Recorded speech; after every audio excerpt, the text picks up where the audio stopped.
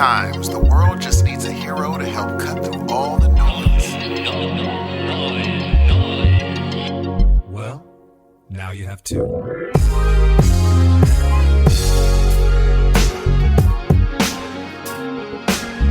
Good morning, good evening, good afternoon, ladies and gentlemen. Welcome to yet another episode of your Heroes of Noise. I'm one half of this dynamic duo. My name is Steve. That's right. That's Steve Hudson right there. That's the voice of Steve Hudson. He is the, what is it? I guess this is the 13th round of Speaker of the House.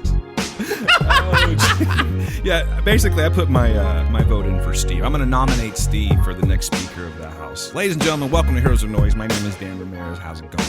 Hello. Welcome to 2023 and episode 201 now, Steve. Dude, that is amazing. Yeah, I think that there are other shows though where it's like, oh, we're on 200 and it doesn't seem like we've taken some time off, so it seems like it's taken a real long time to get here. You know what I mean? Yeah. But here we are on another doscientos y uno, I believe is how you say it. Oh, look at this guy. Yeah, that's the Ramirez coming out. You know me. Yeah. You ever need a guide through Mexico? You call me up. You know what? Oh, this is a random question. Have you landed on where you're going to travel this year? No, not yet. I'm still pushing for London. Okay. I just we got to wait until the upcoming job kicks in. All right. Like, okay, here's another reason why I can't really plan anything yet, Steve. I can talk to you about this because you can relate, and maybe you can give me some advice on this. We're going to talk work for a second, ladies and gentlemen. So every year, about this time, we get this email that says, hey, it's time to do your annual vacation, meaning that they're going to give you an allotted amount of time, whatever you make, and then you have to spread that out over the course of the year and plan your vacations, right? I don't know what the fuck I'm doing tomorrow, Steve. So how am I supposed to plan a vacation? And then on top of that, this other thing that we don't talk about much, there's this whole seniority thing going on there. So I could put in for, like, let's say I want to go to, you're asking, Steve, let's say I want to go to London in August, right? So I put in for 7 to 10 days off in August. That means that someone has to, like, that has a seniority over me, has to be like, that's cool, let him have it. If not, then I got to start planning the vacation over again. That is true. I don't know how people do it. That is very, very true. I mean, because if you got to wait till you get approved for everything. Yeah. And then how am I supposed to, like, lock stuff in if I'm waiting for middle management to tell me, hey, man, sorry, Brett's already working or already taking the day off. Especially if, like, if you work on it with your significant other and they're like, all right, let's sync exactly, up our days dude. off. Yes. And then you're like, all right, we're synced. We're like, not technically until I get approved. And then I got to sync not only with the both of us and our jobs. Absolutely. We have to sync with. So absolutely. I don't know, honestly, man. I mean, well, like, now, I would love to say you're full time. I mean, not full time, but now that you're you have seniority, the chances are higher that you're going to get what you want. True, but I'm still behind like 3 people. Oh, you're fine. So as long as I don't do anything like I want Christmas off. Exactly. I'll Thanksgiving, be fine. Yes. Yeah. They take all. I get Thanksgiving off anyway. But well, I'm saying the days before and after, right. Those are normally taken, dude. Yeah. And they're definitely going to be like, fuck you, Dan, this year because I was off for 3 months. So I made them miss their time. Yeah. You know what I mean? Absolutely. They were calling me up texting me talking about, hey, we miss you. When you coming back? And I was just like, I was just laughing. You don't miss me. You just miss being off this time of year, which is pretty funny. And I enjoyed it. I mean, I know, dude. You should. I'm looking forward to breaking something or tearing something and doing this all over again. I don't know the last time. I mean, I haven't not worked for 3 months since I was, I think, a teenager. I've had 2 months off surgery. Well, yeah, because I've had other shoulder surgery. So it's like I've had 2 months off, but never 3. And the extra 30 days really does play on you. It makes a difference. It makes a huge difference. It's like good and bad because you go to that point where it's like if you're not working from home and you're not doing anything to maintain your current career at home while you're on vacation, I called it vacation. It's actually surgical. Like I turned my brain off, man. And it was like that extra 30 days gave me a chance to go, oh, I can focus on like so many other things. And it's been very hard for me to like get back into the groove since I've been back. Well, I mean, I think once you, the more you work, obviously, I think you're obviously going to get into your groove. But sure. I don't think there's going to be anything like those 3 months. No. Until I take my next 3 months, Steve. I mean, hey, if you have enough vacation time, you could be like, hey, I'm leaving for a month. No. I'll just do the surgery thing. I'll get paid. Oh, okay. All right. Get disability for it. Get your little toe fixed. Something. I don't know what's up, man. Folks, if you're going to start walking or running, just watch out for your toes, man. I got got an apocalypse going down on my second digits. I don't know what's up.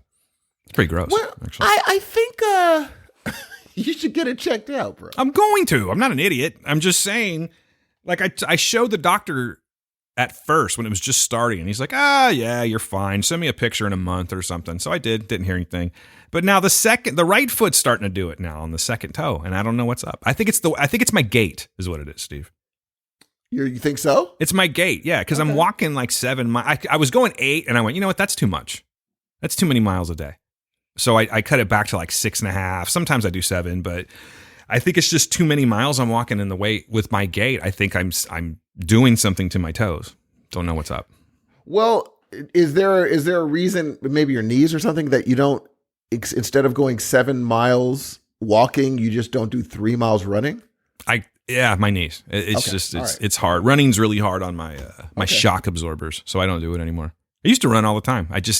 I've tried, like I'll start walking and then I'll start running and I'll be like, no. And like a good way of looking at it is, I'm sure when you were running, you would see other people that were running past you or whatever, right? And you can see, like, you can tell by their gait whether they're, as Gail and I call them, gazelles, where they're just like running freely, bouncing. There's all kinds of shock absorption, or the guys that are like, oh yeah, dude, yeah. That's kind of how I'm running these days. Not to that degree, but it's coming. But I see some people that are like we go walk out at Woodward Park and we just see these guys, that are like in their later years, let's say, and they're just like, ow, with every step. It doesn't look fun. So walking is that's my jam. I don't do long run. I'll do like a 2 mile with a weight vest and call it a day. Yeah. I don't do those long 5 mile. No, there's definitely something to be said about working smarter and not harder. Oh, dude. Yeah. I mean, if I won't run, if I do the Muay Thai thing, since we do 15 minutes of jump rope, I won't run. Period. That's it before the workout. Yeah. I'm like, I'm good. And then we do the workout and I feel like I got a good run in.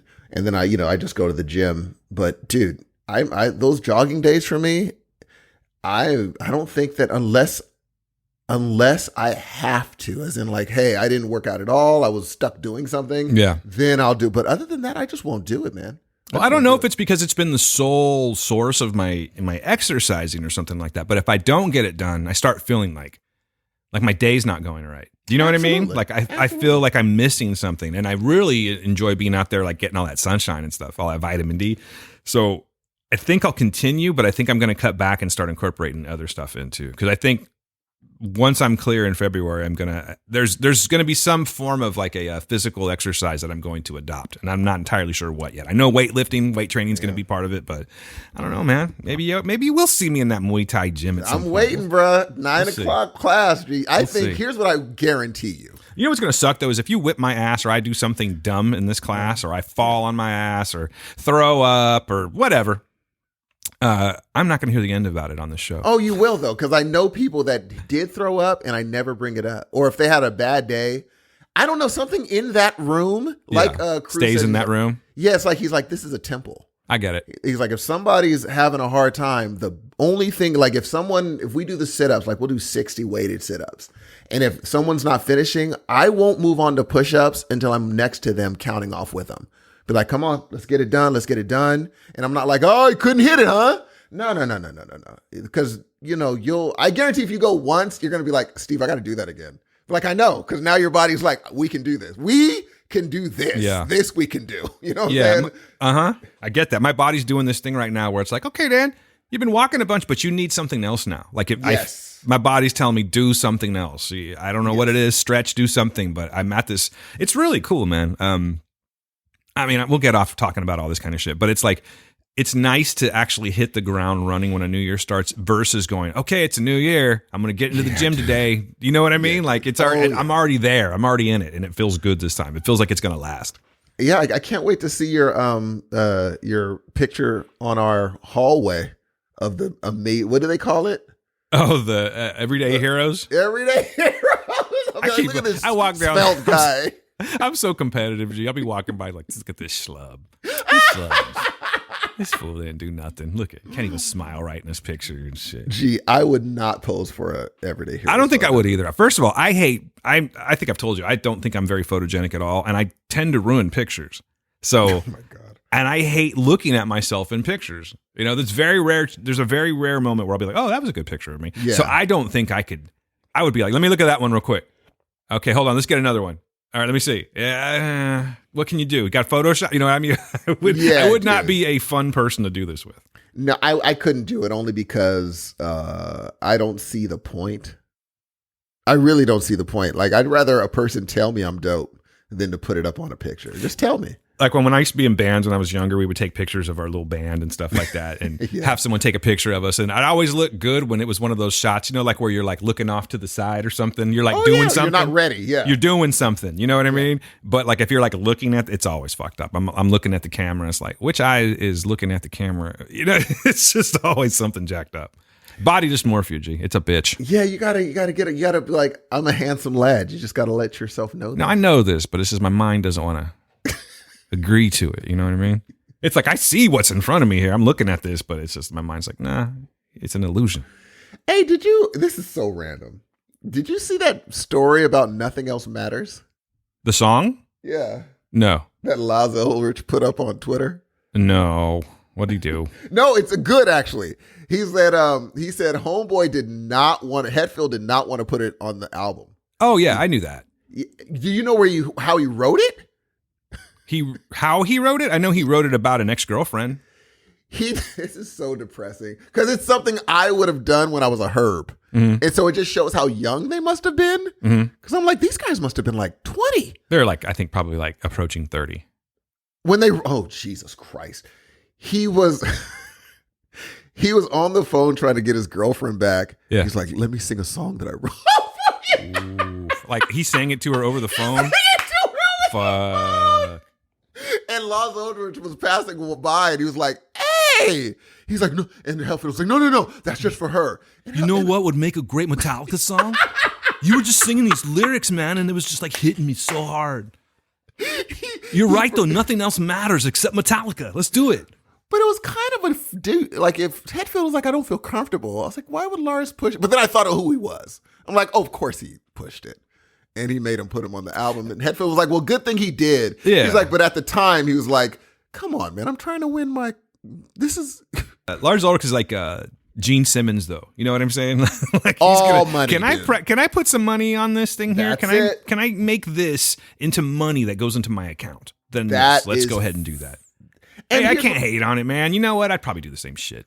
No, dude. Not to the degree of pinball machines and stuff like that. Although a cool ass HON pinball machine would be pretty dope. No one would buy it, but I would like it. You know what? You should probably airbrush that joint. Make one. Maybe I will. Now, how do you airbrush a pinball machine into existence? I'm saying like get an old one, take off the external. Oh, can you draw? No. Okay. That's the problem, Steve. I can paint, can't draw. Dude, you used to not be able to paint. Yeah, that's not true. I've always painted. You always were painting? Yeah. Damn. My dad was a car painter, man. I was like spraying cars and shit when I was a kid. Oh, that's right. Yeah. I got that knack. It's all in the wrist. Your strong wrists. Hell yeah. Got some strong ass wrists. Hey, dude, I'm going to change the tone here for just a second and tell you about something that happened to me this week. That if you didn't hear anything about it, I did post something on Facebook, so I don't know if you saw anything about it, but if you didn't, I'm about to tell you a crazy ass story because I literally saw, and this is no exaggeration, probably one of the most disturbing sights I've ever seen in my entire life. Oh. Was it Monday night, Tuesday night? I was going to work and I was driving. This is for Steve, so he can kind of put it into reference of where we were because it was right by our place of work, Steve. I was on Alluvial and I was going eastbound, ready to cross over ready to turn right on Fresno to get into the parking lot of our work. Oh, yeah. You feel me? So yes. I just passed under the underpass right there by the freeway. I'm going to turn right on Fresno, and then I'm going to get into the parking lot. Yes. Okay. So I'm right there. It's pouring rain. It's dark, and it's just pouring rain, and there's traffic going by crazy, right? So I'm at the corner, and I'm waiting to do my turn, and I see out of the corner of my eye, I see three figures, like three people that are at the cross, at the The beginning of the crosswalk. So they're on the east side of this multi-crosswalk. Do you feel what I'm saying? I'm with you. They would be on the northwest corner. Yes. Okay. So sorry for the confusion if anyone's listening, but I need Steve to understand what I saw. So they're walking. The one of the people runs across the street against the red light and goes towards like where the liquor store is right there. Yes. Runs across the street, gets all the way across the street, right? Now, what I think I'm seeing is a mother and 2 kids. This is what I think I'm seeing. Okay. So the kid runs across the street, and I say the kid because it was, shorter than the other ones. It doesn't really matter, but that's what I think I'm seeing. And then all of a sudden I see the two that were left on the corner kind of like reluctantly start to scramble across the street against the red light. So they make it to like the median. Do you know what I'm saying? Absolutely. Okay. So this is where it's important to kind of figure out what I'm saying. So they're at the median, right? There's still like the other lanes to cross over before they get to the corner. And I'm like, oh no. Oh, fucking no. Oh no. Like I know what's coming. And I'm like, this is really, really bad. But what I didn't expect was how it went down. So I'm thinking these people are going to get hit by a car. This is what I'm thinking because it's just crazy. Oh, for There's sure, a shit ton of traffic. Yeah. It's raining and everything. And not to mention that they were both wearing like black parka type. Uh-huh. So it's dark. They just blended into the road, right?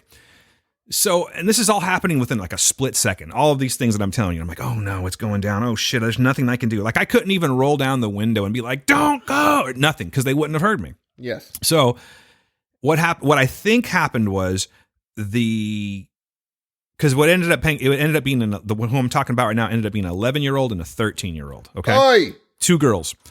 And I think the 13-year-old, being the more brave of the two, started to run out into the street to cross over. The second one either did follow, but I think was more like reluctant and maybe even possibly tried to pull the kid back, but got pulled herself. Do you know what I'm saying? Like being the lighter of the 2 kids. So she kind of got pulled into the street. As this happens, there's a car that's going at least 45 miles per hour. 50. Here we go. On, like right there on that lane, not, like the fast lane, if you will, the left lane. So it's like them, the street, and then that car. Okay. It all happened so quick, I know, but they step out into the street, dude, and I hear what sounds like a baseball bat hitting metal. Just bam! Like, Jesus. I've never heard a sound like that before. And I've seen this shit in movies, and I've even seen it on like YouTube videos and stuff like that, but I've never seen this. And I want to stress right now that I am not exaggerating at all. I can only give you what I think is the distance because I was like away from it. You know what I'm saying? But in my opinion, what happened was the first kid, the 11-year-old, got clipped by the car. Dude, shot this little kid up, Steve. I swear to God, at least 8 to 10 feet in the air, like a rag doll. Oh my just boom, God. and just flew. Like it was like a rag doll, like someone just flinged a rag doll. I saw the impact and I saw the launch. And then the second one, who was the older kid who was like into the street further, got taken by the car at that speed. So she got hit full impact and then like launched about 15 to 20 feet. Because I saw like once she was like in her spot lying down on the ground, I would say easily, no exaggeration, 15 to 20 feet, bro. Because they're kids. They don't weigh anything. Yeah, for sure. You know what I'm saying? Uh-huh. So okay. So I'm like, oh my fucking God, I'm freaking out. I go to turn to pull over and I was going to run across the street to see if I can help.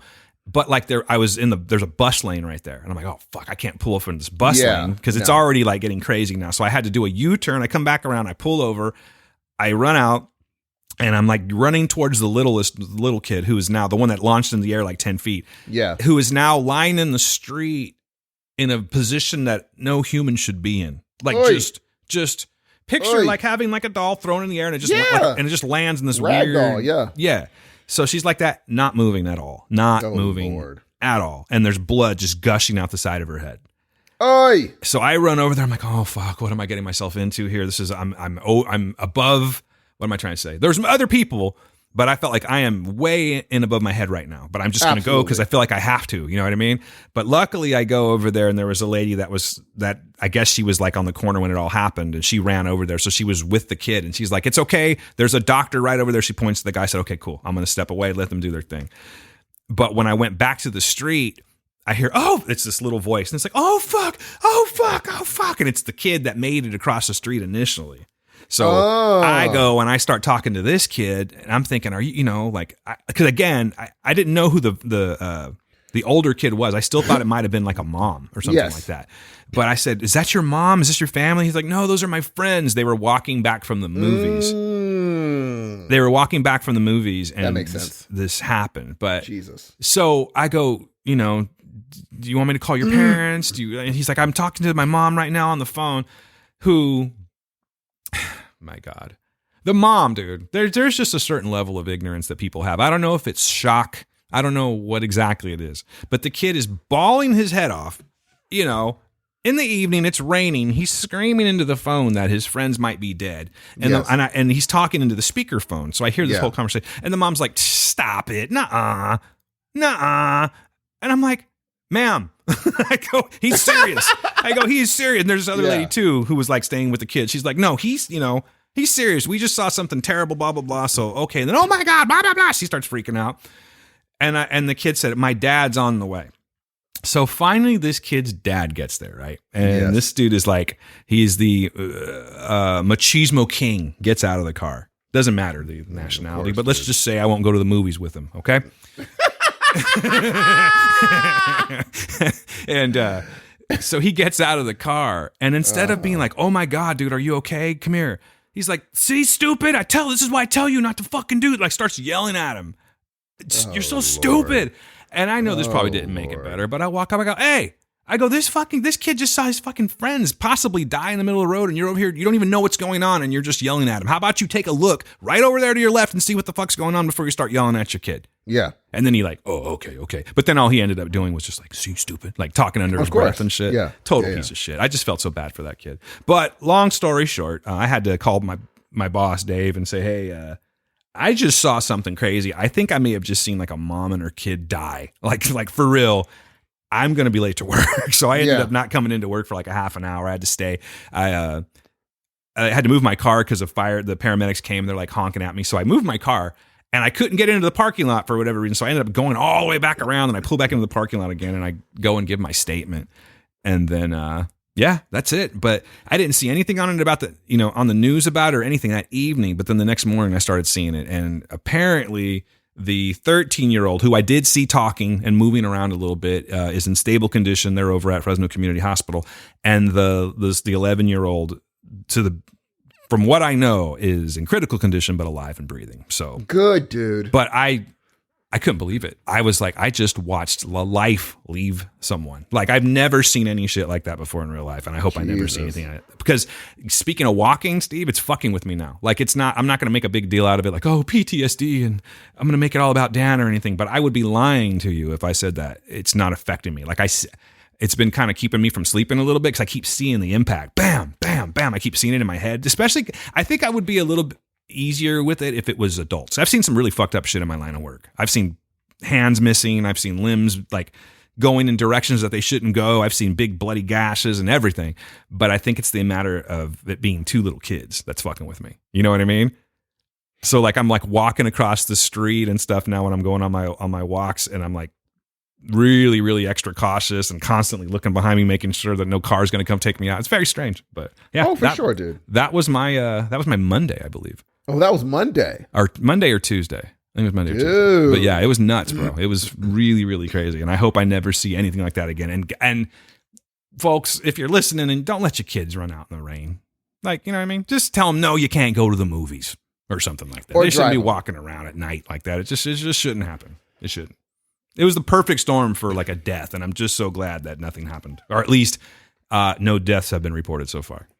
Or it's even easier, but like, make sure your kids understand to walk when you have the right of way, even though accidents can still happen. Yeah, my statement comes from, I think, a little bit more. Like that particular intersection right there is just loaded with some pretty shady homeless people, and I just don't think that's a safe area for kids to be walking. So that's kind of where it came from other conversations that I've had over the course of the week talking to people about what I saw and stuff like that. It's just like, yeah, if your kid's got to walk that particular stretch of road, maybe don't let them. I was in San Francisco recently when I had to go take care of that passport situation for Sarah. And it trips me out, man. Like I guess it's just a matter of being sheltered, like being a city person like myself, because like we were in the worst part of town taking care of this situation with the passport, right? Like little kids should not be walking in this area, period. This dude's people smoking meth right out in front. It's just a terrible, terrible area. And like there's a elementary school right there. So there's just like lines of little kids walking over this. It's just crazy, man. I guess my level of comfort really just depends, or a person's level of comfort really just kind of depends on where you're at, right? Oh, does that make sense? Do you know what I'm saying? Like, yeah, I'm so used to this level of comfort in things that I would not do in my area. But apparently, if you got to do it, you got to do it. You got to let your kids walk through busy city streets and shit to get their education. Absolutely. I mean, I think it's it's like you said, it's the comfort. It's the comfort. Like, I know my mom was like, the things she let me do in LA, she's like, I would never tell you to let Maj do it.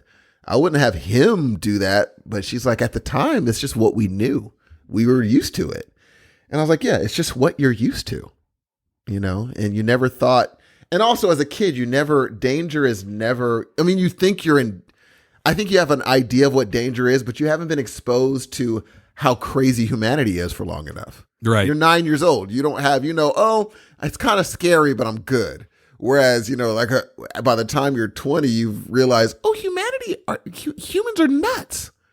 And so you're way more scared at 20 than you are at 9. Yeah. You know what I'm saying? I'm sure that, unfortunately, I'm sure that these kids felt like, they totally were going to make it across the street. They're fine.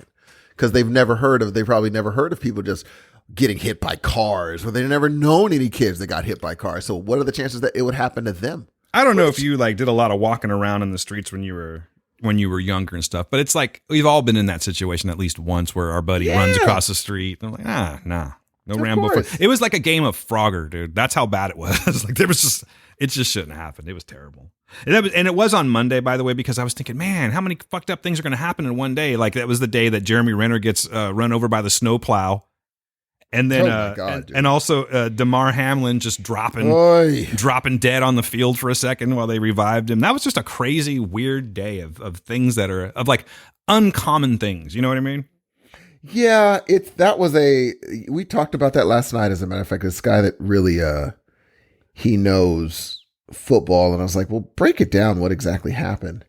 And I was like, it's just sad because imagine being his mom on the side watching this. And you're wondering, and I'm shocked that more television broadcasts weren't like, should we be broadcasting this? We might be seeing someone die. Right. I didn't see it live, but I did, watch some video afterwards because I wanted to see what was going on. And I was actually thinking the same thing. Like, wow, there's a lot of people carried this. That's a lot of footage of him just lying there. I mean, yeah, the team was around him and everything like that, but still, But also, I think football's, like, why are we still doing this? I mean, it's never going to stop because we love seeing the gladiators go against each other. Yeah. People do. Yeah, we're essentially watching these days like today's modern gladiators. That's it. And, especially, I mean, I can't say anything. I watch freaking Muay Thai fights. Yeah. And I'm like, well, I'm not knocking it. I'm just saying I'm like, we're doing. What are you going to do? But I just think at a certain point, when is it enough? And a lot of people will say, well, then how do these kids, how do they get out of the situation there? A lot of times football is their ticket out. It's their ticket out. I'm like, well, then that has more to say about capitalism in general than it does sports. But I'll leave that alone. But, it shouldn't be the only ticket out of whatever situation they're in. They shouldn't be in the situation they're in the first place. It's just a bonkers, and no one even considers that football's nope. If anything, they're like, well, the NFL should help this kid. It never goes to, should we still be doing this? Because there's too many paychecks on the line. Exactly. No, there's so much money being made. There's so much money on the line. Moved around, and yeah. And it's just such a horrible sport. But again, it's I couldn't believe that, when I was online, because I didn't see it live, when people were like, his name was trending, I was like, I don't even understand what's happening. And then when you read the story and you're sitting there thinking, like, people are watching this? Like, they legitimately had the cameras going while this person is dying on the field. There's a reason why when you're on the freeway, Steve, that the traffic slows down. And when you finally figure out what was holding it up, it's just simply a car crash. You know what I mean? People just love a car crash. They love to rubberneck and see that kind of stuff. To take it on a lighter note, recently I was out in our wonderful Fresno freeway, And there was a back to back, dude. I'm like, oh, this car crash must be crazy. Insane, Dan. There was no car crash. Too many people are moving here, G. What was it? Just like congestion? Just congestion. Oh no, we're getting like LA. Yeah, and mom, I called my mom. My mom was like, "Oh yeah, every day." I said, "What?" She's like, "You just work at a weird time." She's like, "This is every day." I believe it.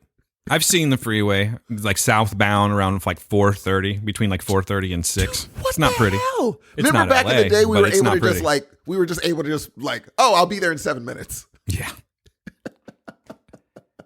Cost of living is driving everybody over here, man. Dude, I mean, dude, I went online the other day. Just, I love to look at houses for, Belle and I eventually one day somewhere. And someone dropped the price of their house $50,000. That was unheard of 2 months ago. No one would have to drop a price because it would immediately get snapped up. Now they're dropping 15 here, 20 here, 30 here, 50 here. And they've been on the market for 40 days, 50 days. Now it used to be, nope, 2 days, it's snapped up. A week, gone. Not anymore, dude. Things are changing. And they were saying that the recession isn't necessarily hitting. People are smelling it. And so they're not spending like they were because people are smelling it coming. And they're like, oh, you're not going to get me like you did before. And so they're not buying that house that they wanted. They're not buying that car that they wanted. They're chilling. And I think that's it says a lot about the wisdom of, monetary responsibility right now. But it does help potential home buyers get a really, really good price right now on a house. Well, not right now. I'd still wait 4 months, 5 months. I'm just going to be sitting in my bunker 20 leagues below, just watching it all go down. Then I'm going to swoop in when it's time. Dude, you could get a house for you might be able to get like a legit mansionette. I don't know. Okay, let's say you're going to get like a new house, right? Yes. Are you going for that big fancy? No. Yeah, I don't need that shit. Only because we're talking about the cleaning. We realize how hard it is to keep a place like that clean, and it's just not worth it. I'm not hating on big houses, big, no. nice mansionette homes. It's just not my style. I think I said I like the 1950s through the early 70s type houses. My main concern is 4 bedrooms and a place for the studio. That's it. If it's smaller than whatever, that's fine. You know what I would love? We don't have a lot of them in Fresno, but I would love to find a house with a basement. I didn't even know we had those. Oh, no. I visited a house with a basement. Yeah, they exist. They're all in our south Tower. They're in Tower area, district. right? South of Shaw. Sorry to get local again. I went to one basement and this, you passed right by it. I'm like, oh, look at that door. What's that? It was because they had an open house. And I opened the door. And so the people behind me were like, hey, what the hell is that? We went down there, right? And you could almost feel that some shenanigans were afoot. What do you mean? It was carpeted. It had a weird closet. There were mirrors everywhere. And everyone in there didn't say, because the stairs were so steep that I had to help one lady down. Mm-hmm. And when we got in there, we were just like, uh-huh. What do you think, like a sex den? Oh, for sure. Oh, nice. Good for them. I mean, more power to them. But then another place we saw, I being nosy, was like, hey, what's in that shack? So I walked sex out. Den. Dude, I opened the door. I opened the door and I went in. And it had a bunch of hangers all over like I'm saying places that you can hang things. And then a bunch of drawers. And then like a weird middle desk. And I was like, it seems like a butcher shop. And the real estate agent came out. She's like, oh, so you found the little place. I'm like, yeah. What is this place? She's like, oh, well, he was a doctor and he used to conduct experiments. Yeah, she's like, he would do checkups in this room. That's what we're calling them, huh? Checkups? I said, in his house? She's like, oh yeah, he had a private I said, wait a minute. He would bring people to his home here to do normal procedures? She's like, yeah. General practitioner? No, gynecologist. But I promise you, everyone that walked in there was just like, oh, something's not right here. She's like, you're not supposed to have him in this weird shack in Tower District. This is weird. All right, Mr. Hudson, I need you to sit on the Fistomatic 5000. It was so, and you saw where he hung his instruments and stuff, but you could tell the real estate agent was like, she's like, oh, so you found I'm like, oh, this wasn't part of the tour? You didn't want to show people the dungeon. There was a little bit of disappointment in her voice. Oh, sure. So you found the... Belle wanted to leave immediately. Hey, if you're getting skeeved out by the vibe in the house, that's not good. I was telling her I don't believe in that because she was like, I get a weird vibe. I'm like, you're bugging. It's fine. Yeah. See, it's weird for me because I'm not religious. Yeah. I don't necessarily believe in the afterlife, but there are some times where I felt like, man, there's just something funky right here. I don't know what it is. I don't want to find out. I'm just going to move away from it. The only time I feel that is if I am walking down like a dark space and I can't see around a thing and I'm like, what if something's behind there? Never have I walked into a house and I felt a weird skeevy vibe because I'm like, if I buy this house, I am now the vibe. My vibe takes over everything. Yeah, I've never been skeeved out in a house. I mean, outside of having like the little weird experiences that happened once that I've already talked about on even this show, but nothing to where it was just like, I feel an evil presence here. Nothing like that. But there's just been times in certain places, locations, outside even, where I'm like, this doesn't feel right to me. I think I'm going to go. Well, I think that's just human. Maybe your eyes it's more like saw intuition. That it's intuition. Your brain just didn't catch it, but your eyes did see something. Yeah, like I in no way have any intention of saying that it was some kind of like psychic thing I was feeling. It was just like, there's something here that's not making me feel right. I think I should bounce. Have you heard of, this is so random, dude. Oh, by the way, side topic, I heard a podcast this week that do exactly what we do. What do you mean? They don't know what they're going to talk about. They just ramble? Yeah.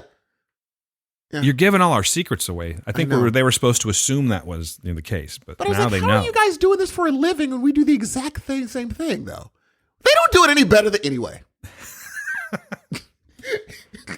We do it better, and they're somehow on these. I mean, they have like. Is that a biased opinion, though, Steve? I mean, I have to ask a fair question. No, I listened to like 12 of their episodes, and I was like, they're good, but the reason I like them is because they do what me, Dan, and Electric Shock do. I'm talking about exactly what we do. And they also said, they're like, we started in 2000, like when podcasts weren't a thing yet. Timing is everything. That's it. And they're like every day, like as soon as it starts, they're like, so do you have anything you want to talk about? And they'll start talking about a movie and then for an hour, start talking about something else. And they're like, oh crap, we never finished our review on that movie. And people love it. People love it because they're like, they talk the way me and my friends talk. What's the name of this podcast, Steve? It's called... I'll give you an honest opinion. Because you're like, we're better. I don't know. We are, dude. I'm a pretty modest guy, man.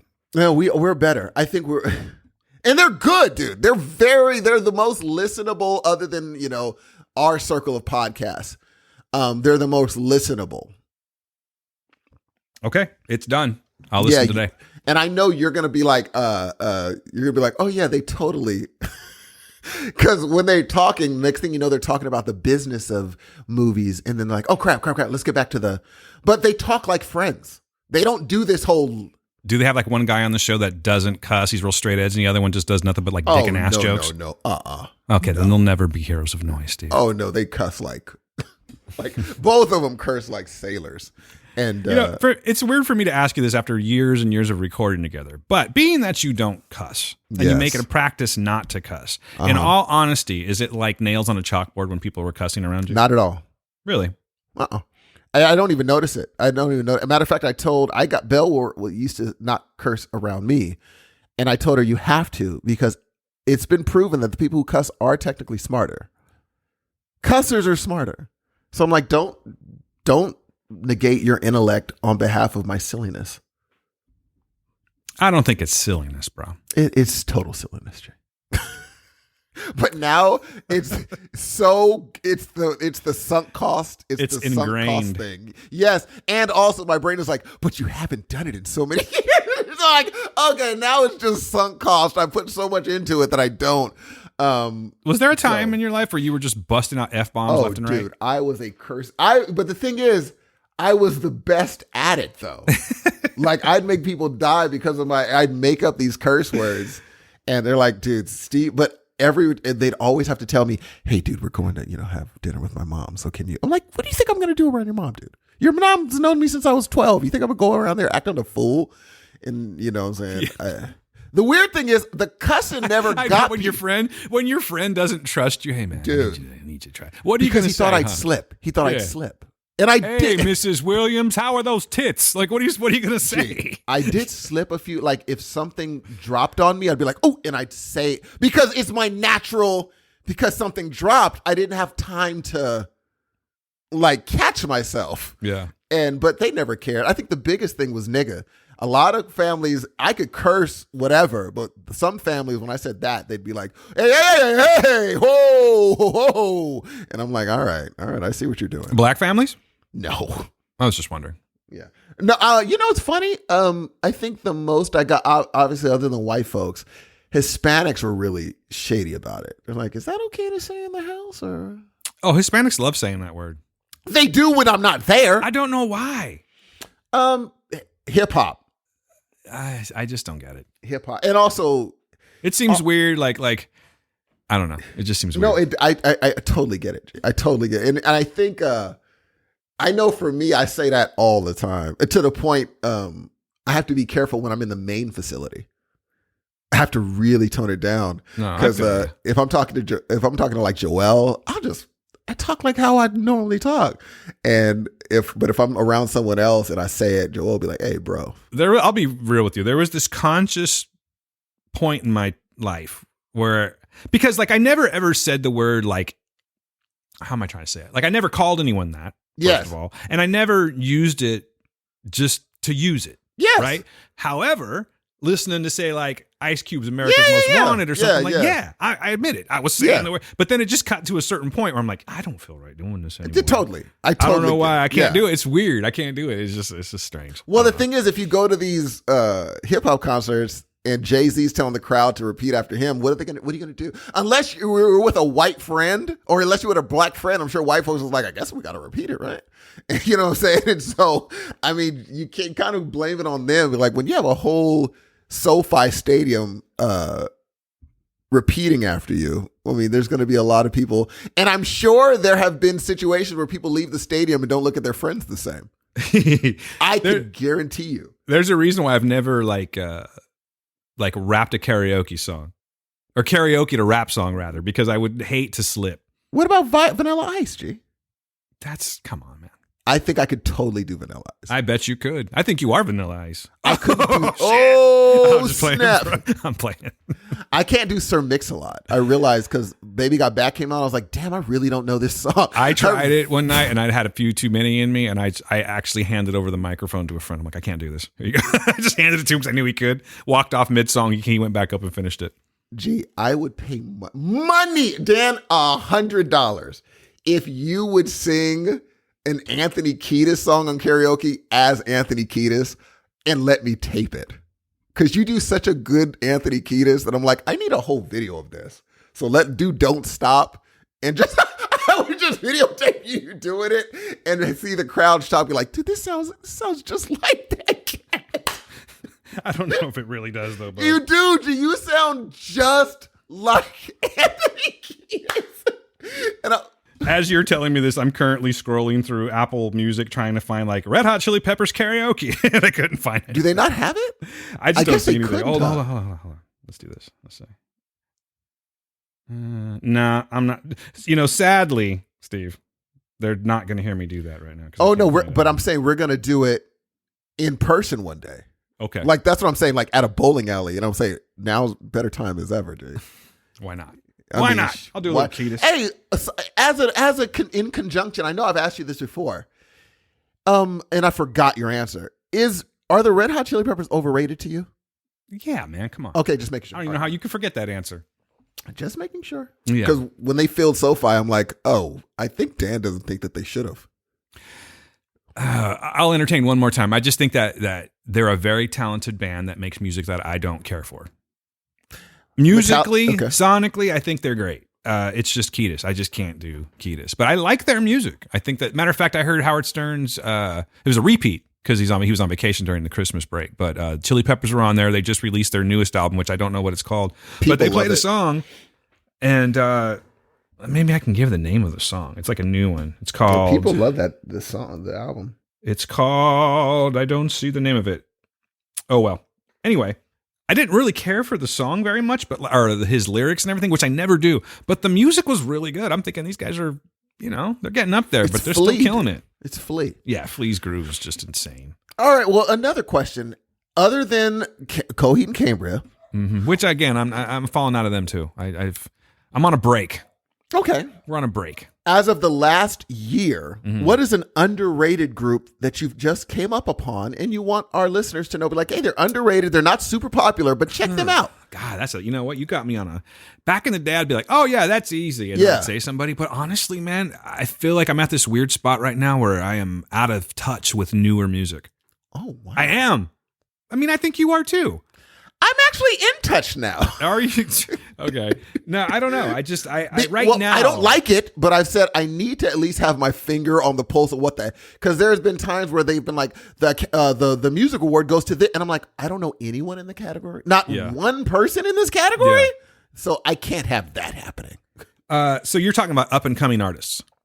Or people that have been in the game for a long time, but they just don't have the love you think they should have. Oh, I could tell you one band for sure. Okay. But it's a very niche thing. They're super talented. They're incredibly intelligent. It's just that they choose to write music that's different. And that band is Ween. Have you heard me talk about Ween before? I have heard you talk about Ween, and I've heard of them, never heard a song from them. They have been around since the 80s, and they started off... Like, dude, they just have weird shit. If I was to play their most famous song to you right now, you probably would say, I think you would say, I've never heard it before. But I think that you would have the inability. I'm not giving you like a discredit here. I just think that you wouldn't be able to be like, okay, let me hear how this pans out. I think you would turn that shit off within 20 seconds. The thing is that these two guys, they go by, their stage names are Dean Ween and Gene Ween. They're not brothers. But I love that, by the way. I like when people go by the name of the band is their last names in the group. Like, let's just pretend. Yeah, and they're super fucking talented. I mean, like, incredibly talented. But their first few albums was simply them with, like, an 8-track, 16-track, probably an 8-track, just making the weirdest music, putting weird vocals, like, making their vocals go to, like, almost like Munchkin voices, and then they would go down real low, and they would just be all these... they would, okay. Would they do that electronically, or do they do that with their voices? I'm going to play their famous song. Yes, please. This song to me is kind of like the equivalent of like Epic by Faith No More. They don't sound like this, really. Do you know what I'm saying? But this is what everyone knows. If you do know them, this is the song you know them from. Yeah, I would say okay, that's fair. You're right. Epic is a great... That's a great analogy, dude. Yeah, Epic does not sound anything. Well, that album has a couple of similar songs, but it sounds nothing like Faith No More. All right, so this is a song from the 90s. It's called Push the Little Daisy, Steve. This is how I was introduced to them. At the time I was listening to these guys, anything that was weird, that didn't sound like normal music, I was pretty much going to gravitate to. Okay? And you'll see why.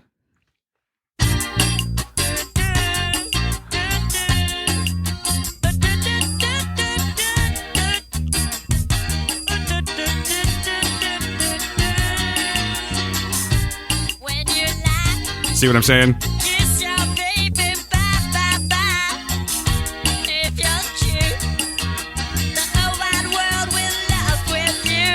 Hold that for quick.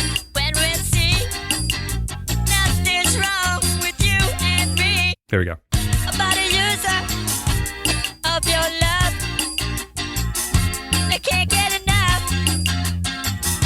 But girl, it's true. The whole wide world is smiling with you. Push the little daisies and make them come up. Push the little daisies. Now, you either have heard that song or you haven't heard that song. I have not, but I like it. That's them when it was just them and a whole bunch of instruments in a room with making weird sounds. I kind of dig what they're going for. Now here's the thing, Steven. I'm not bullshitting you here. Ween is a kind of a band where I think you should give them a chance because you're a musician and you can recognize talent. Yeah. And these guys are legit talented. It's just they choose to write different types of shit. So let me see. I'm looking them up right now. Like their album, my favorite album there is just called Chocolate and Cheese. And they wrote this groovy jam called Freedom of 76. Freedom of the body, freedom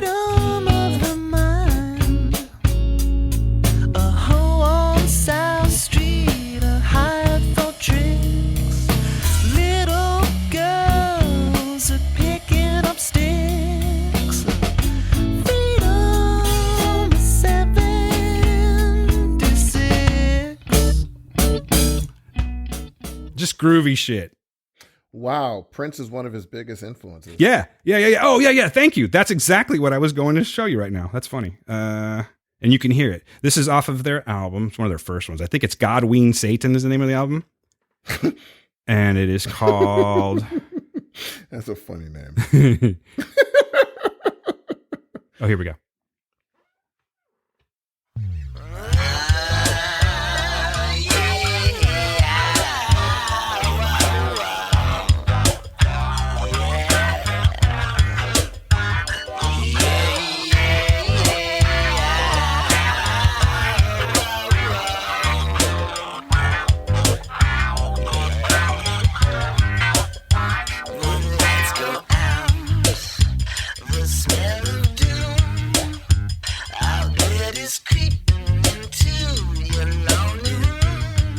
Get the idea. You can hear like old Prince influence in there. Oh, for sure.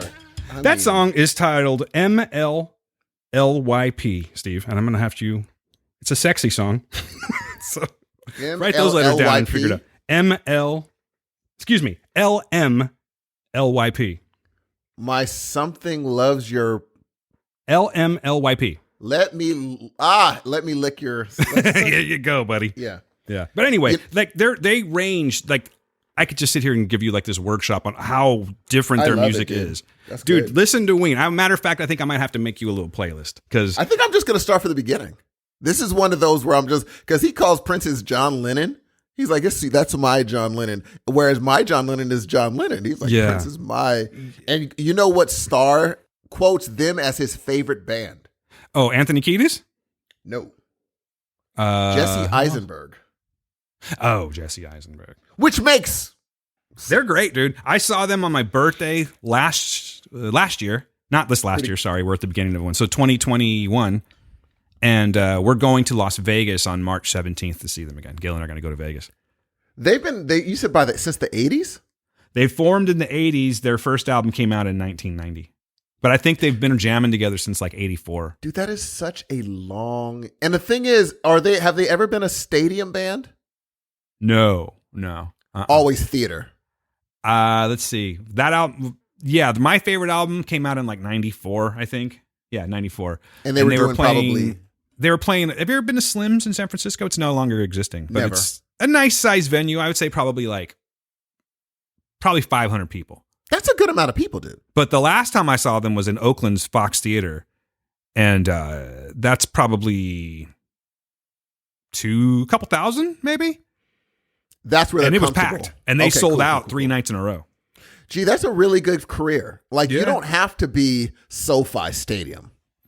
You can be a legit, but also they gathered that crowd. Like they didn't just. I released in 1980 and was selling out Fox Theater. You know what I'm saying? Yeah, this is something that just kind of has accumulated over time. And what's weird is, I never saw Ween before. The first time was in '94 when I wanted to go see them, and. Anyway, we were in San Francisco. We had just gone to see another show, band Hole, Courtney Love, and we were going to go see Ween. We heard they were in town, so we went, and there was like limited tickets available. And Gail and I think we were going to get robbed it was like a scam. The taxi driver dropped us off at the wrong area. We knew. I told him exactly where we were going to go, but he dropped us off in the wrong area, and we got out. And then we started getting followed by a bunch of people. And we had to run into the store and shit and like have the people like call the cops for us and everything. But anyway, when we finally got to the show, we'd lost, there was no more tickets. So we never got to see them. So I didn't actually get to see them until last year, 2021 rather. And it was just amazing because to me, it would seem like that's the kind of band that would bring people my age, which they did, you grow up with them, but they have like a whole new fan base now. Like Sarah's really into Ween. Like it's just, they kind of hit with that jam band kind of crowd. It looked like a Grateful Dead crowd, kind of. Wow. And it was like all hippie, stinky kind of. Not all hippies are stinky, but there were some stinky hippies there. I'm going to listen to their albums tonight, sir. I suggest that you start with Pure Guava, 1992. That's where they hit their straight-eyed. Yeah. I like my favorite albums would go Chocolate and Cheese, 94, Pure Guava. But then I really like this album that came out afterwards called White Pepper. That's a really good one. And The Mollusk. Those are my favorite albums. The Mollusk. Yeah. Mollusk is awesome. The Mollusk is responsible for SpongeBob. Oh, I didn't know that. Yeah, this album, it's basically a it's not technically a concept album, but it's all themed around like aquatic themes. You know what I mean? Yes. And like some of the songs sound like they're like what's that word, like maritime like bar chants. Like listen to this shit. Get off my ass, you wee bitty fuck. If I pull out the claymore, your shit out of luck. Who's that girl? That pretty Anyway, they go. sharpen your boot, I'll bludgeon your eye. You know what I mean? So just being drunk with a bunch of sailors. Like they are all over the place. You cannot lock them into any one particular. Hey, you know, I appreciate they're willing to be like, if one thing is really popular, that's a big Prince thing. If one thing is really popular, like, well, then I'm gonna go far left. I'm not gonna do Purple Rain forever. Yeah. So they decided I'm not gonna do that thing because you guys love it. That's a strong turn, dude. Dude, they are. I mean, just one more.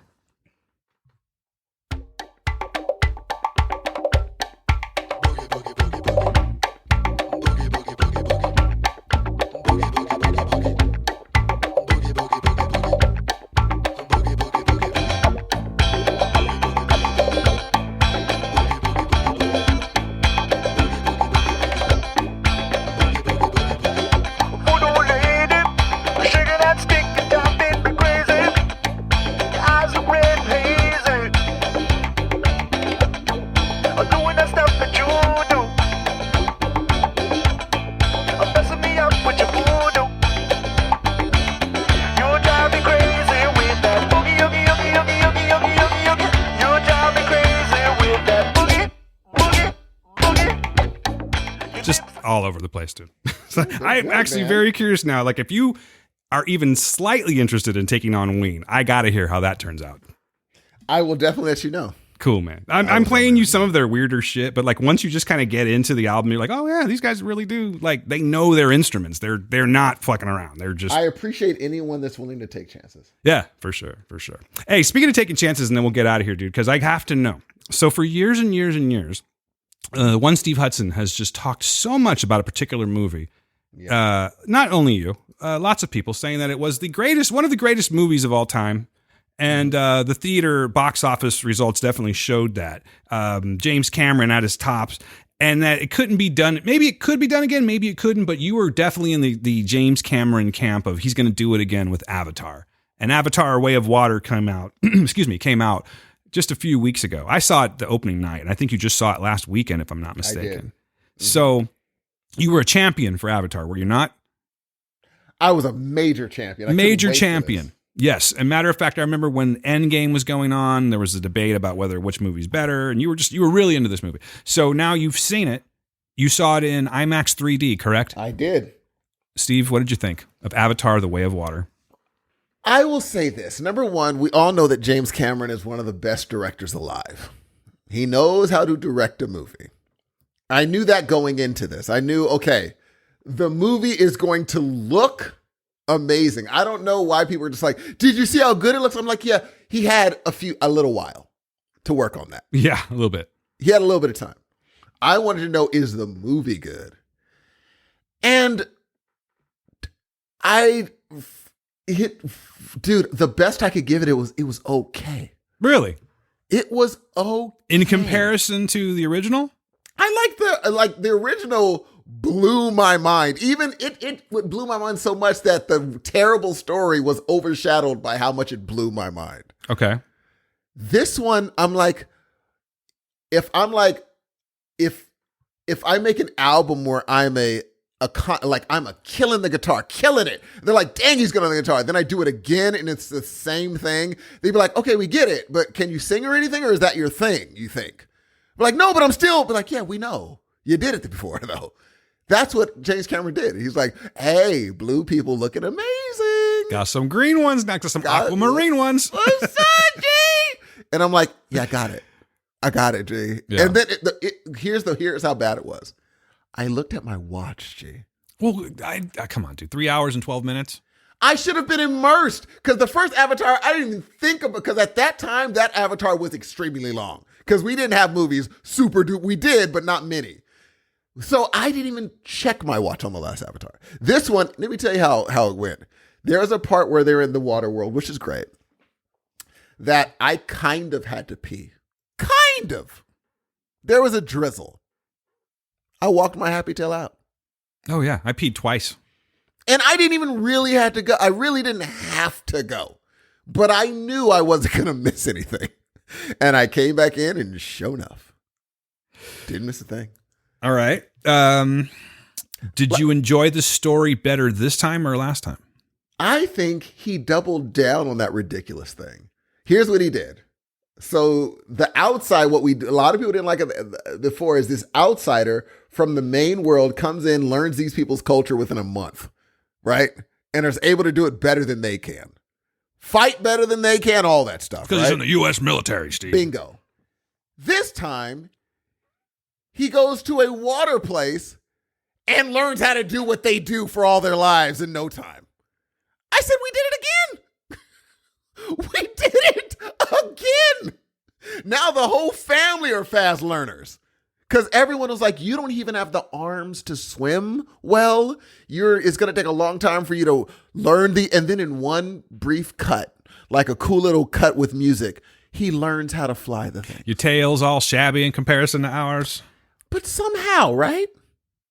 Well, it's the power of Hollywood, Steve. Pandora. And I was so taken aback by that. I'm like, there's no way James Cameron's going to have him learn this, right? Oh, James Cameron, yeah. Uh-huh. Yeah, they learned it real quick. These people used their whole lives. They learned it in a week and a half. But they practiced a lot. That's why. I was so taken out. And it was just like, by the end of the movie, I said, that could have happened in 2 hours flat. Oh, no doubt. They could have shaved off a lot of time. A lot of time, dude. 2 hours flat. And then I guess it takes longer to drown than I thought. I guess you could just like kind of chill on the bottom of the ocean for a while before you're actually dead. Sure.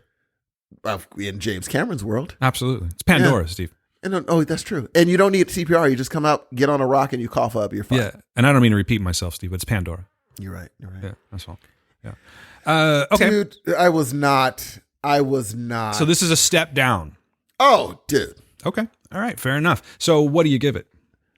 I'm going to give, The Way of Water.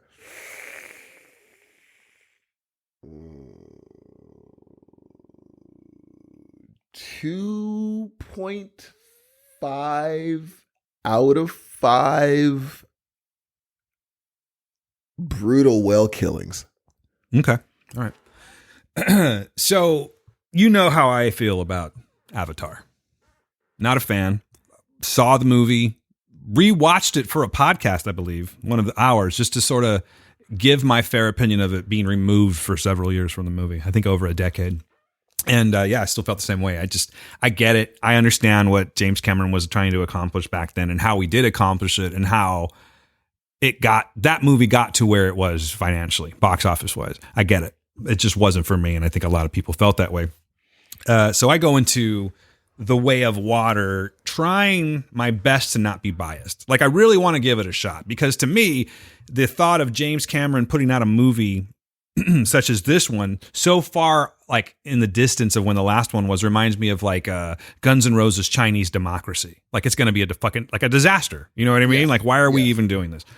And but again, because I've gone so hard on this movie, I made it a point. Like I'm going to see it the first week, if not the first day, because I want to have like an unbiased opinion. And I don't want like Twitter influencing me or anything like that. I just want to go and give my best opinion. So that's what I did. So we go into this movie. I did not know it was going to be 3 hours and 12 minutes long. It felt like 3 hours and 12 minutes long. And I will say that with the original Avatar, I totally get like the advancements in technology that James Cameron did and why it's so important of a movie to people. I will say that this one, no lie, is probably the best looking movie I've ever seen. Like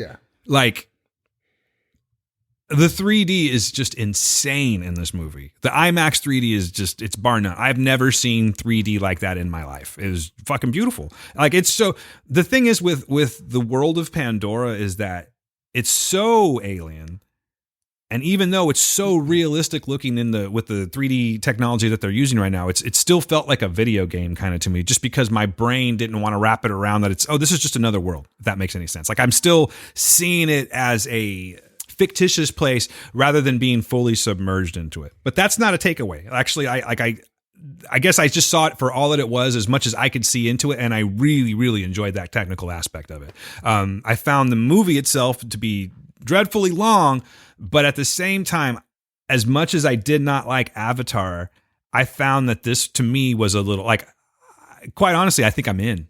Do you know what I'm saying? Like, I feel like this movie held my interest more. I didn't feel that the plot was so crazy, ridiculous that I just couldn't get on board with it. Like, I think Avatar it laid the groundwork for me to where it's like, okay, if I can get past that, I can definitely do this one. All right. And that's exactly what it was. Like, I enjoyed this movie. I don't know if I want to go see it again. I kind of want to go see it again for the spectacle of just the 3D. Like, just to sit there and watch the picture and not really get into the movie so much. You know what I mean? But like, that's a long time to sit and watch that. I know that when it comes out on, say, Apple TV or something like that, it's not going to be the same effect. Like, I really want to go see it one more time that way. But I don't really plan on seeing it for the plot. Like, I think that if this movie had come out and it was not wrapped in a beautiful James Cameron digital bow, that this movie would be easily forgotten. Mm-hmm. You know what I'm saying? But at the same time, I enjoyed it more. I thought that third act was phenomenal. I loved everything about it. I mean, it's just as far as just all the underwater stuff, the ship, you know, much like a Titanic kind of capsizing and them, you know, fighting for air and all that kind of shit. The weird thing with Spider and his fake dad, what's his name? Quaritch or something like that. Yeah. That was a little weird and everything, but I enjoyed like the whale story arc. I enjoyed Sigourney Weaver's performance as Kiri. I thought that was really, really cool. I'm not entirely sure why they did that. Maybe I need to go back and watch the movie again. There were just some questions I had. Like, who did Stephen Lang get funky with at the end of Avatar to where they left a kid there?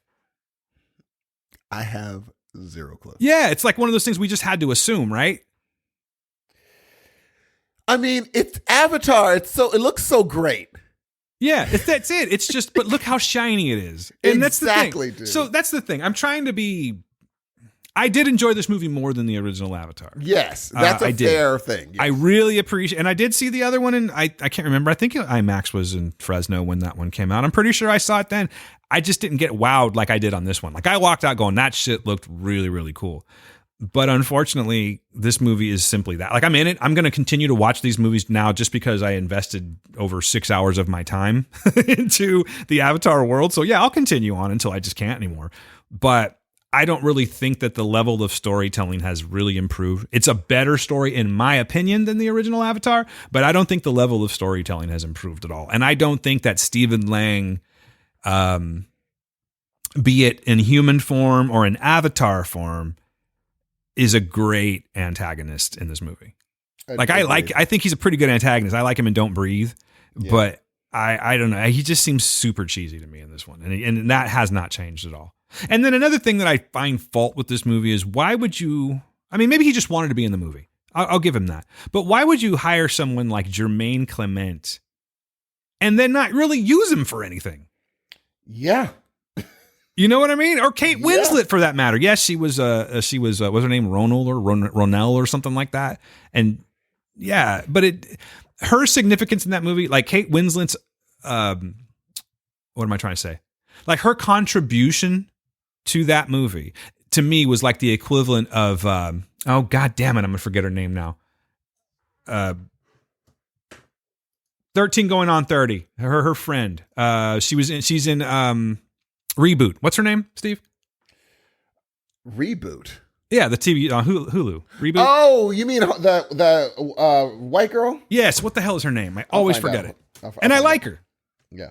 I'll get to it. But basically, she was in Planet of the Apes, and she played Caesar's wife. Judy Greer? Judy Greer, thank you. She was in Planet of the Apes and played Caesar's wife, and she never spoke.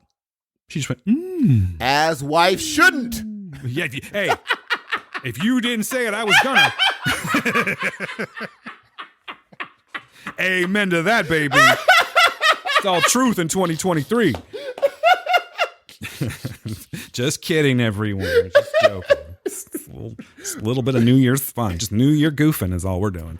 But yeah, you know what I mean? Like I just didn't feel like, why put her in? There was really nothing that she was contributing to it. I don't know. This whole movie was just, I don't feel any different about Avatar. I just feel like this was a better movie, if that makes sense. Yeah, like I'm going to watch the next one. Yeah. I mean, I'm going to watch the next one. But it's not like because in order for it to break even, it has to be the biggest movie ever. Gee, right? It's jumping pretty quick. I don't think it's going to hit it. This is as of January, what's today, the 6th? Yeah. Yeah. So as of today at 9:49 a.m. on Deadline.com, Avatar: The Way of Water moves up to number 9 on all-time global chart with 1.547 billion. And what's number 1? Isn't it the original Avatar? Did it finally beat Endgame? I'm trying to find a comparison here. This is just something I pulled up real quick to get the most recent box office. However, Steve, it did overtake Maverick. Did it? Like nothing. It's like, get out here, Maverick. All right, hold on. Let's see. Midweeks continue to be strong for the Na'vi, with Wednesday adding 26.4 million from 52 overseas markets. A drop of 33% on last Wednesday. It's not going to happen. Not included in the totals above, Korea is at an estimated 79.6 million through Thursday, and China at an estimated 173 million, with Maoyan upping its, I'm sorry, I'm just going to be honest with you, my glasses are fucked, upping its final projections to what is that? What's RMB? I don't know. I'm sorry, I apologize. I was reading that. I'm not sure what that is. RMB 1.5 billion. So it's at 1 point. Dude, do you know what's number 11 on all-time highest grossing movies? No. Furious 7. Really? Hey, speaking of Furious, how many times are they going to say family in this movie, too? Dude, like, they might as well they might have put Vin Diesel in there just to be nice about it. Dan, it's going to have to make another $1.4 billion. It's not happening. It's already losing 23% because a lot of the reason that the first Avatar made so much money because of word of mouth. Yeah. People are not leaving here talking about it all week. Yeah, no way. Quite honestly, I haven't really heard much outside of looking for it. Like going to my friends' podcasts or other podcasts that have opinions that I want to hear about this. I haven't really heard much about Avatar 2.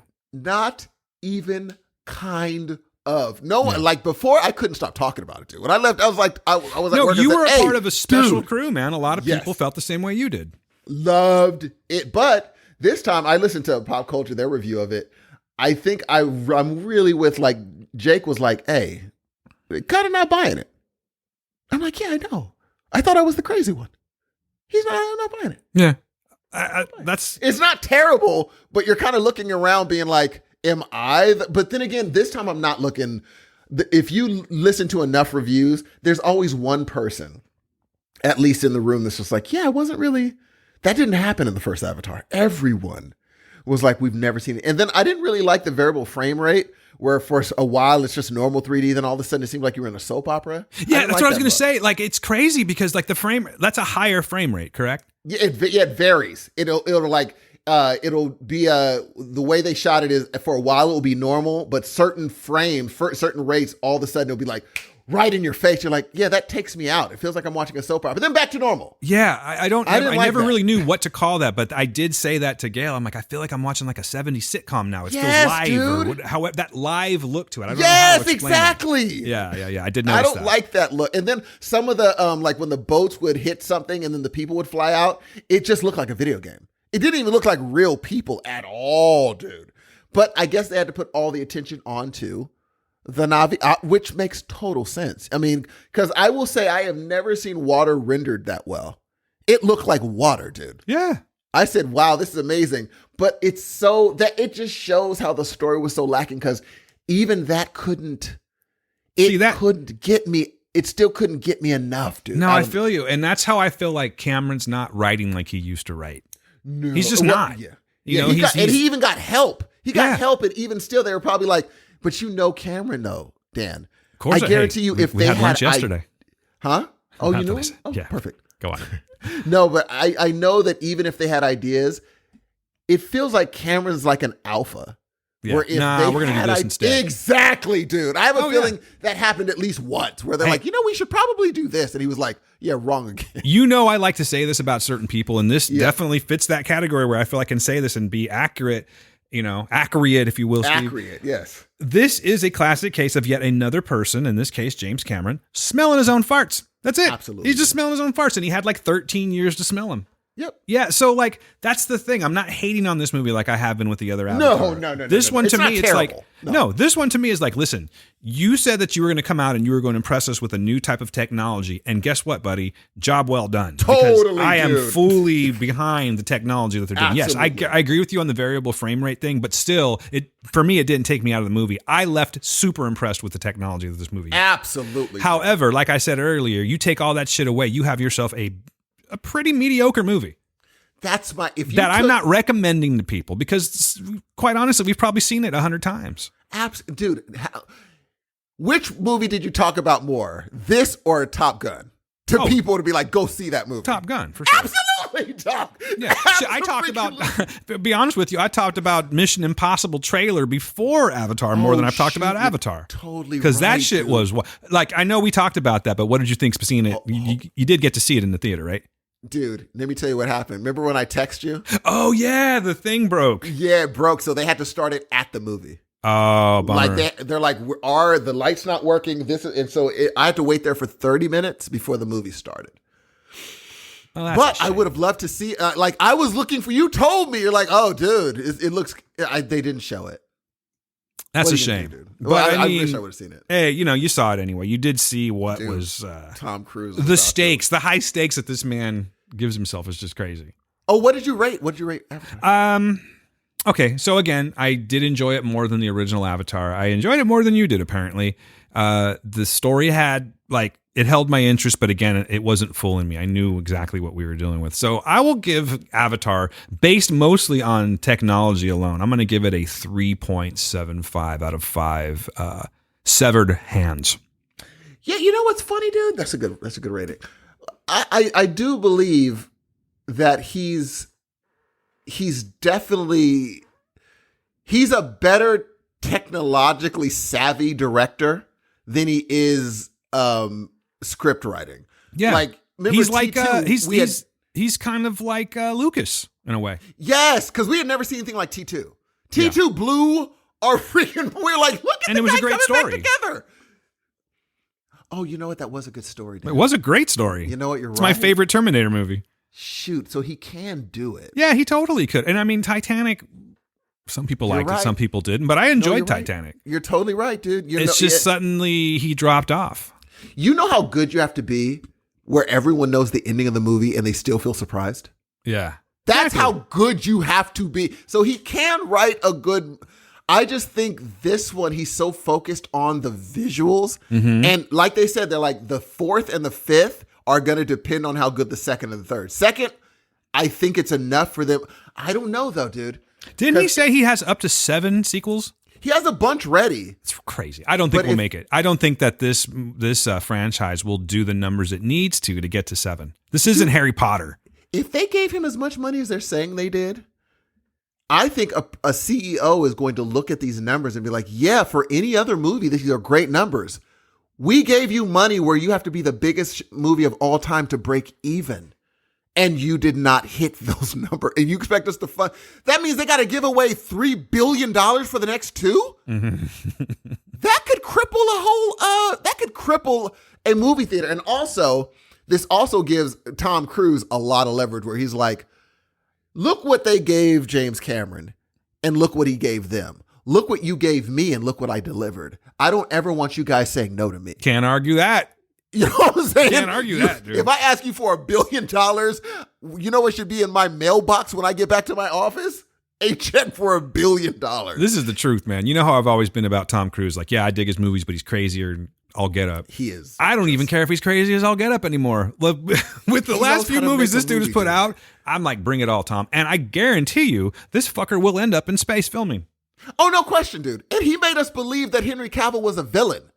That's tough to do, G. Like, because I thought, oh, he's Superman. We looked at him, I was like, I hate that man. Like, by the end of the movie, I was glad that he died. And remember when he did he's the one that brought us the reloaded fist, dude. Mm-hmm. Come on, dog. Yep.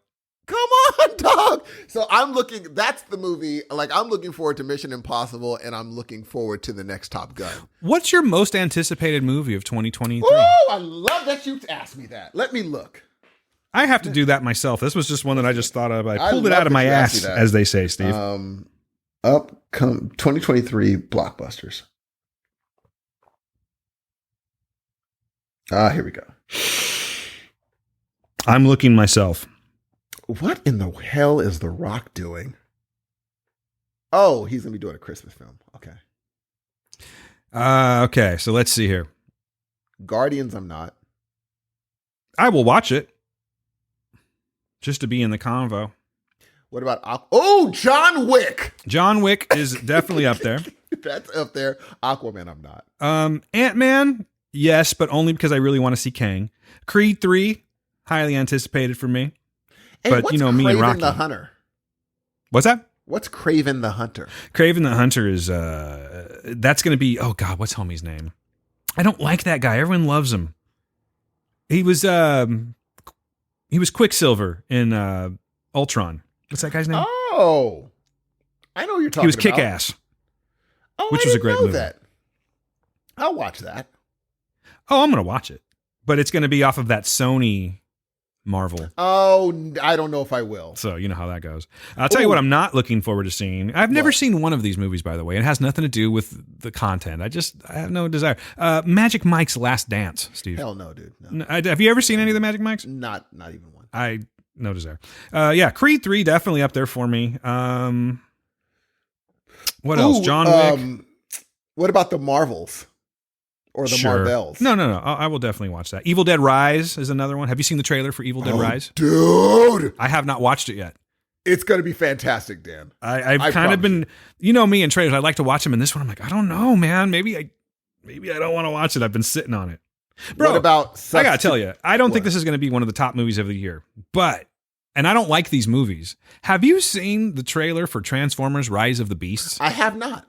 Bro, that looks like it's going to be a lot of fucking action, dude. I was not a Transformer. Like, I was a little bit older than the Transformers crowd, so I didn't get into it. But there's like this gorilla fool. What's his name? Optimus Primal, I think is what it is. This big gorilla. Nice. Looks dope. Looks really, really dope. Indiana Jones and the Dial of Destiny, Steve. I want to see that. I want to see Renfield. Oh, have you seen the trailer? I have not watched the trailer. Check it out. Hold on. Chill for a second here, because guess what I have pulled up right now? What's that? For us to watch. Oh my God. How good does that look? Do you know how good, other than one thing, do you know how good that looks? I am so stoked to see this movie now. Oh my, that might be that dude. It's one of them. I think so. It might be. You know why? You know why I judge it is because I had a smile on my face the entire time I'm watching this stupid trailer. Dude, I love how he was just like, why would you phrase it like that? But yeah. That's my number one right now. I'm hearing, I'm listening for your tones and things as this trailer's going on right now, and I'm hearing nothing. But that's a good sign. I can tell it's a good sign. Oh my God, dude. And then Aquafina shows up. You gonna still go through it? You gonna put yourself through it, man? Here's the thing. You know what I've learned? This is gonna be a great thing to go out on after we talk about our other movies. I don't know her. If people only judge me based on what they saw online, they may not like me either. Right. So I need to be like, until I meet this girl and talk to her, I can't hate her sight unseen. This is growth for you, Steve. This is a growth mindset, and I like it. Yeah, I'm here for it, sir. I'm not immediately. I was like, oh, but my brain was like, oh, what, Steve? What? Yes. You had lunch. Was she mean to you? She slapped you, huh? That's what happened. Like, she didn't. Growth mindset, Steve. I enjoy this. I'm very. I think this is. Oh yeah. No, this beats. This is my number one. Really? For now, this is my number one. It looks really fun. You know, it's right up my alley, dude. I shut it down too quick. Do you know when it's supposed to come out? April 14th. Oh, God damn it. It can't come quick enough. The day before my birthday. Can't come quick. Oh, day before tax day too, ladies and gentlemen. Get those taxes ready to go. Okay, so other movies. Are you looking for Winnie? Are you looking for the Winnie the Pooh? Of course, yeah. Mm-hmm. I am. Oppenheimer, I am not. How about you? I will see it just because it's going to be one of those movies that's going to be like the center of conversation for that week of podcasts and such. But I'm not as crazy for Nolan as everyone else is. Neither. And I call bullshit a lot of the times too. And again, what was that last one? Tenet, dude. Tenet. Fuck that movie, yo. I hated that movie, dude. Yeah, I'm not. I will watch it just to. I don't know. I almost feel like I am a bit of a contrarian sometimes. I don't really mean to be, but there's those times where I'm just not buying it. And there are some people I think that if it has the name of like Christopher Nolan or just certain people, it doesn't really matter. I'm using Christopher Nolan as an example. That's all it matters. And it's going to be fucking awesome no matter what. This is when I like to jump in and be like, well, actually. I like to be like my kids there. My kids are always, well, actually, Dad. Actually. Well, all right. What about Cocaine Bear? Yes. Hell yeah, Cocaine Bear. What about Dune Part 2? Another movie I will see. I did not dislike it as much as you did, but I did not find it to be thrilling. But then again, I've never read the book. Now, see, Steve, here's the thing. I'm out exercising more now, and I'm listening to a lot of audiobooks. I'm wondering if I should throw Dune in the audiobook. If you have 88, if I have the next year, exactly to listen to it. Then again, if you notice, Stephen King's books are 28 hours or so. Yeah, I have one in Libby that's queued up. I'm waiting for it. Fairy Tale, I think is what it's called. Fairy Tale. Oh yeah, dude. That means you're gonna wait for like what 9 weeks? I will tell you right now. Let's see. I think it's a 9-weeker, right? I'm waiting for a while. I have several books out. But anyway, yeah. I could send you my list. Send it to me. Yeah, I was going to ask you about that. Mad Max: The Wasteland. It was supposed to be titled something else, I thought. It says Mad Max: The Wasteland. I thought it was going to have another title. Abdul and Anya Taylor-Joy. Yeah. That's the one with Anya Taylor-Joy, but it was supposed to be... Okay, cool. The Wasteland. That's what it's called. It was going to be... God, you and I did not really care for this movie very much. We're like the only two people that felt this way. But it was Charlize Theron's character. Oh, really? Oh, Furiosa. Furiosa. Yeah, so basically Anya Taylor-Joy is a young Furiosa. Man, Charlize Theron. Jesus Christ. Jesus Christ, man. Dude. I saw her the other day, and I'm like, son of a bitch. There's something she's going on there, man. Oh, you know who she had a freaking crush on? And they remember Ellen pulled him out for her. Wait, what? What are you talking about? She said, I have a crush on a certain person, and Ellen DeGeneres on her show, she's like, well, surprise, he's here. Who was it? Michael B. Jordan. Oh, really? You know what I'm saying? This guy. That's all I'm saying. This guy. That's all I'm saying. So Equalizer, I'll watch anything Denzel, so. Oh, we got a part 3 coming out? Yeah, with Homegirl from Man on Fire. I'm in. Like They're reuniting. I liked the first one. Yeah. Oh, Chloe Grace Moretz is back? No, Dakota Fanning. From the Man on Fire. Sorry, they decided. I got my movies mixed up for a second. Yes. She was Chloe Grace Moretz was Equalizer 1. Yes. I guess the director was watching Man on Fire and he's like, hey, you think we could get Dakota? And Denzel was like, for sure, I could give her a call. And so they got Dakota Fanning. Hey, side note that we get out of here. Gee, you know, what the man that directed Man on Fire. His name is, I always get the Tonys mixed up. Tony Scott. Mm-hmm. And he directed all the big movies. Okay. Did you know he died? I did not know he died. Do you know how he died? I do not. He jumped off the San Pedro Bridge. Suicide? Holy shit. Yes. That's what I said. I thought he was still directing movies, dude. Suicide's crazy, man. Speaking of Ellen, who's that dude that just killed himself? Oh, I don't know him. I didn't know his deal either. And then I did get when people were like, look how happy he was the day before. I'm like, stop doing that. Stop doing that. That doesn't mean anything. Yeah. That's just a front. Doing that. Yeah, that's what I'm saying. You don't know what people are going through. Well, what is crazy though about that, and I don't have it I can't tell you what he was talking about, but I did watch it briefly, was that he did actually make an update video the day before. Like, that's something that you don't have to do. You know what I'm saying? Like, there was one that he did with his wife where they were like dancing and stuff like that. I get that. The wife wants to do a video or something like that. But he actually put out a video the day before that was like with good positive thoughts and stuff like that. So But, that you know, just, I think it's amazing depression- to me how the mind can just flip. I don't want to call it snapping, but you know. Well, I mean, it's a sad, you know. I don't like to, you know, when people are just like, well, they were just so happy the day before. I never really responded. I'm like, you know what, dude? I can't call that one. They were having a good day. They were having a good, exactly. Here, I'm sending you. You can open it right now. Tell me if you got it. Haven't received anything yet. So, oh, there it is. Open it and see. If Oh, you can read nice. it. Is this like just a holy shit? Those are all the books I've read. Damn, son, this is audio and regular? Yes, most Jesus, of these are the dude. audio. How many the books is regular that? ones don't. I don't know. I didn't count it. That's a lot, dude. But those are all good. Most of them are good. Cool. Thank you. I will check that out. I'm reading one, or I'm listening to one right now because I just What are got you my listening Libby to? back. And you know how like when you get on Libby, sometimes you just can't find anything? Dude. Like it's all checked out and everything. Dude, but then you don't want to check the thing where it says only show things are available. You're like, no, I do want to put myself on the holding list of from some good things though. Yeah. So yeah. I'm trying to make it a point. I'm still listening to podcasts and stuff, but I'm trying to make it a point when I'm out to listen to audiobooks. Isn't and it they can addicting, dude? they can range from anything from like, you know, self-improvement to Absolutely. fiction to It's whatever. fantastic. Yeah. This time around, last week, I needed something. I didn't have my Libby account, and I didn't want to buy an audiobook because I'm a cheap bastard when it comes to certain things. So I ended up going back and re-listening to one until further notice, and that was the Storyteller, Dave Grohl, just because I wanted something in my ears that I knew I would like, and it's a great fucking book. Like, seriously, I'm not going to talk about the book, but I will say one thing after listening again. There are just certain people in the world that have charmed lives. Dude. And he is one of those people for Every sure. Like, single thing that, like, there were so many points where I'm like, oh, wait, that's just happenstance. yeah. Like, that randomly happening is you just have a charm, but he was ready for the at-bat, though. Yeah. Yeah, he was ready. But like And that story he told about losing his wallet.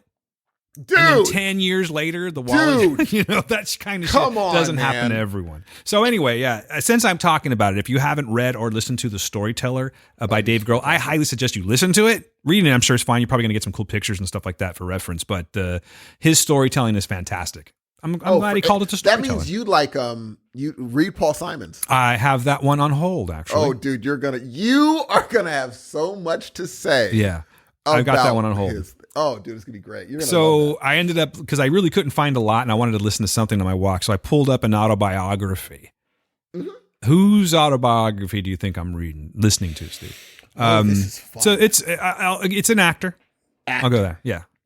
Autobiography. Steve Martin. No. That's I a have good that one, too. though. Yeah, put that on. Oh, do you? Yeah. Oh, just to let you know, it does not go through his whole life. It only goes through from his stand-up career. So just to let you know.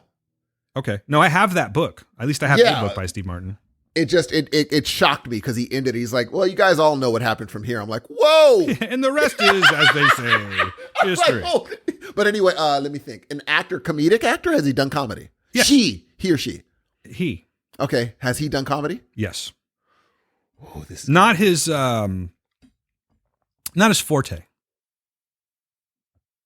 That's interesting. Action.